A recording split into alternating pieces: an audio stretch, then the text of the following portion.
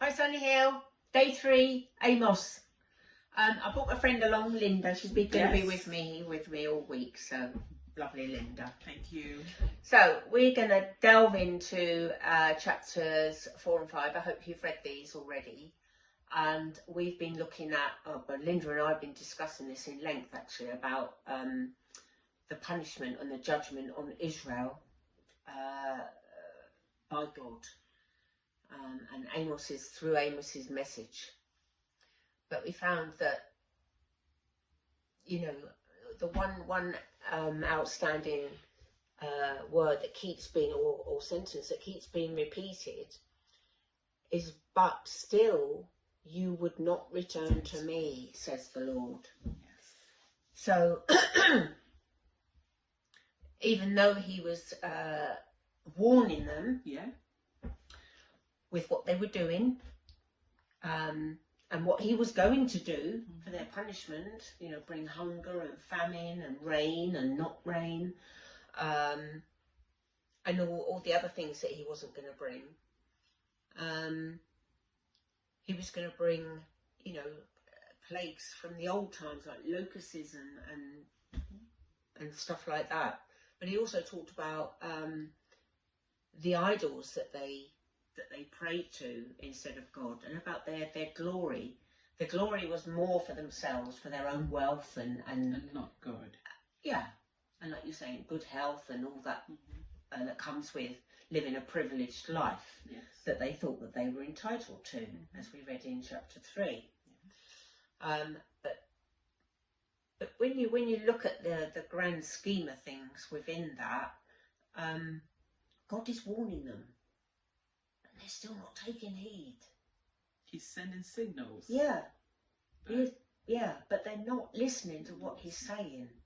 They're still glorifying themselves in their own life in a secular world. And idol worship. Yeah.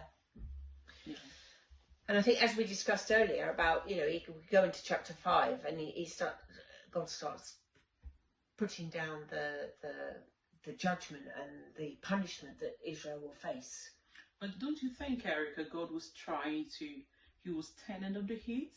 Yes, he was turning up the heat. Yeah. But they still wouldn't listen to that heat, with the punishment and the risk of punishment.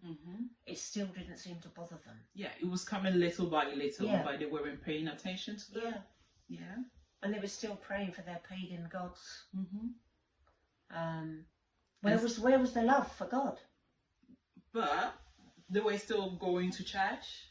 They were still going to church, and they were still making sacrifices and They were giving still bringing offerings their tithes. and tithing. Yeah. Yes, they were sinning. Yeah. Yeah. So, you know, what does it say in is it? Did you say in? Yeah, 1 Corinthians. Yeah, 1 Corinthians. It says about the love. So in 1 Corinthians, chapter 13, verse 1, it says, "If I speak in the tongues of men or of angels and do not have love, I am only a resounding gong or a clanging cymbal." Yeah. And that's exactly what they were doing, wasn't it? Really, they were doing all the things that they should be doing, but it wasn't for the love of God or the grace of God. No, it was for their own. Yes, it was just like a religious ritual. Yeah, they had to go through. Yeah, and then that was it. And they thought, okay, that's enough. We don't need to do that. It's like ticking a box, isn't it? Yes, just ticking the box. Yeah, we tick the box, so we don't have to do that. Have to do that. But no, you can't do that. God knows about ticking the box. He knows about all that, doesn't he? Yeah. So he knows whether it's coming from love and coming from the heart, if we're doing it right. Yeah. And you know, when you sort of relate it to today. I don't know if we would have listened today if we hadn't had Christ's redemption, salvation. So that is why sometimes we need to take a pause. Yeah. And then reassess our lives and say that, are we doing this in the love of Christ? Yes. And we need to remind ourselves, don't we? Yeah. Because it's quite easy to get sucked in by world influences and, you know, interruptions and everything, isn't it? And then and our own security we create for ourselves. Yeah. So we have to take a pause. Yeah. And say that and think about it.